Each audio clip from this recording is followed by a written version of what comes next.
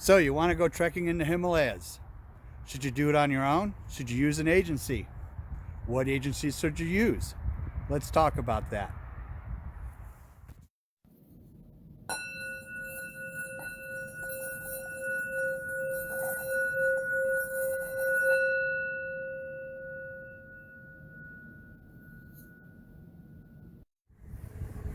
All right, welcome back. Thanks for coming back. If this is your first time to my channel, welcome.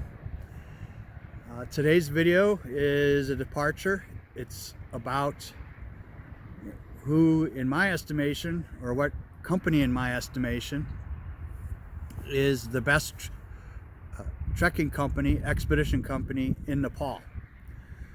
So if you've landed here, you probably have an interest in going to Nepal to do a trek of your own. And while it is possible to go and do it on your own accord, land in Kathmandu, fly into Lhakpa, things are pretty well marked. There's tea houses all over the place for you to stay in. I get it. It's not like it was when I first started using this agency many years ago, and everything had to be tented, and you had to have your cooking staff and porters to carry all of that. And it, especially for some of the things I did, there's still no tea houses in those areas, and you could be 2 or 3 weeks without seeing a building or another person. So under those circumstances, it used to be a requirement. Now it's not so much a requirement, but let me tell you, having someone on your side is the value of that in a country where you're halfway around the world is immeasurable. When I landed on May 3rd in Kathmandu and Nepal went into lockdown on May 5th, without Lhakpa Sherpa, Asian trekking, and their unique positioning to be able to leverage some of their other contacts into getting me passage up into the Himalayas, I'd have spent 7 weeks in Kathmandu under lockdown at the hotel, being able to leave 2 hours a day. So that would not have been necessarily a great trip. So strongly consider that that it's in your best interest to be using a company, and in particular Asian trekking. So without further ado, this is an interview I did with Lhakpa Sherpa while I was in Kathmandu for a few extra days, actually a couple of extra weeks, 3 extra weeks, whatever it was. And I'm getting nothing for this. This is just a way to me to show my gratitude for what they did and have done for me in the past. So that's about it. Enjoy the interview, and they've been at this a long time, and that's going to come out in this interview all the way back to Sir Edmund Hillary. So choose who you want, but these people I can vouch for have as being absolutely amazing. Thank you.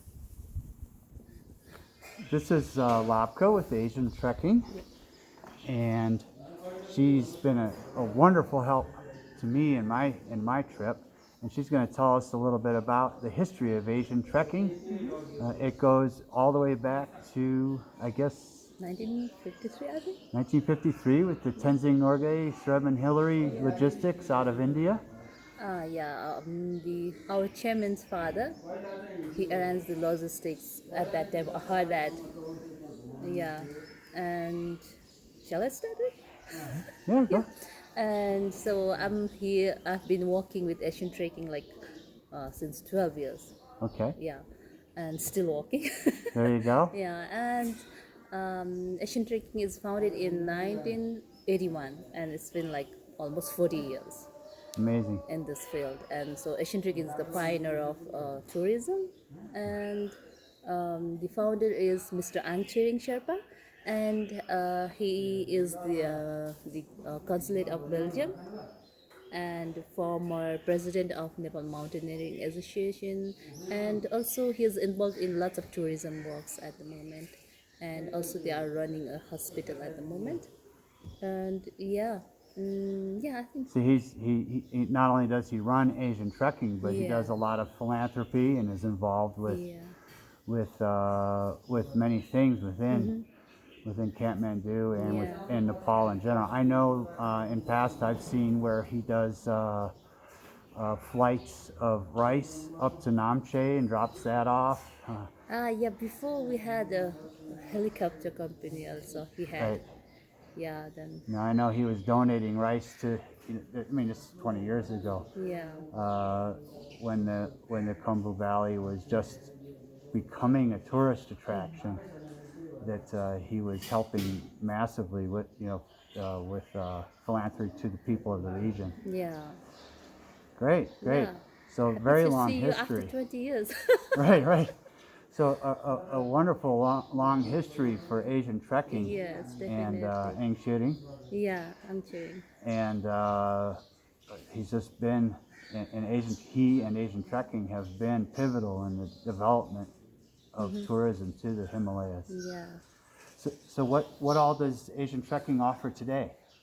We do all kinds of expeditions all over Nepal, mountain climbing, I mean, and then trekking all over Nepal, tours, ticketing, and also we have added skydiving, you know, Oh, skydiving, yeah. and what that skating on the lakes.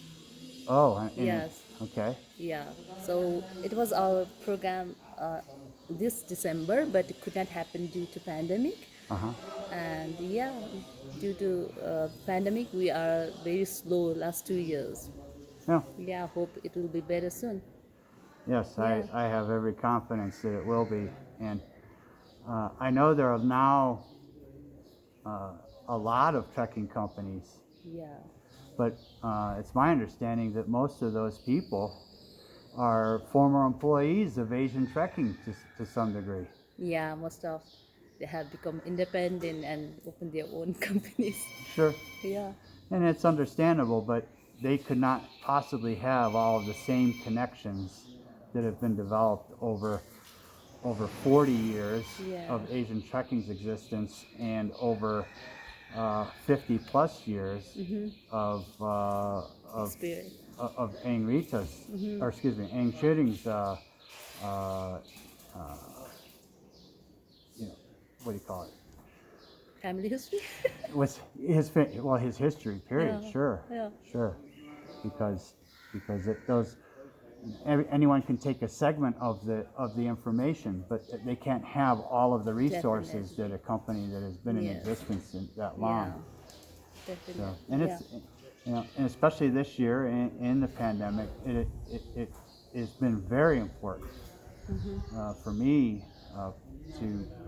I mean, bottom line is, I would not have had a trek this year had I gone with Yes, someone else, definitely. or if I had tried to do this alone. I would have Yeah. been stuck in Kathmandu for 3 or 4 weeks and then just fly home. Yeah. And you made it happen. Yes, I was so worried before. I mean, you landed the domestic flights all were closed.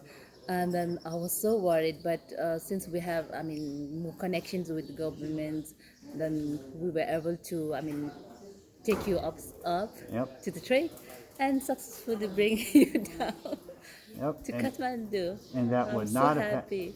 and people, that would not have happened had I been with anyone else. Yeah. I'm absolutely convinced of that.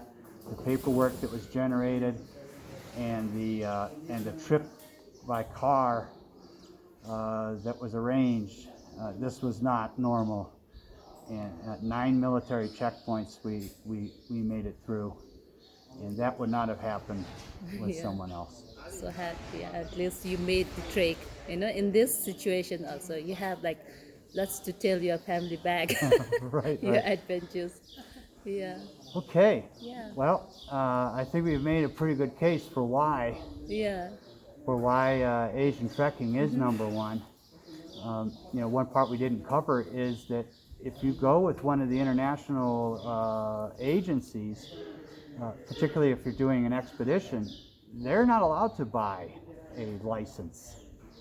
Yeah. a climbing license. They have to buy from a Nepalese agency anyway. Definitely, yes, yes. So basically, you're paying a markup and effectively having fewer connections. I mean, say much on these things, but the international company has to go through the local companies. Yeah. And since the local companies are grounded here, they have, I mean, more information of this place more than them, Sure. I guess that's the thing. And we have more access to the informations. Yeah. And just so you all can see where we are, we're sitting in Asian Trekking's Thanks. their corporate base. And there's climbing walls, rock walls. Normally, in normal conditions, we would have on a nightly basis cafes and restaurants and people hanging out. Unfortunately, because of the situation, things are quieter than normal.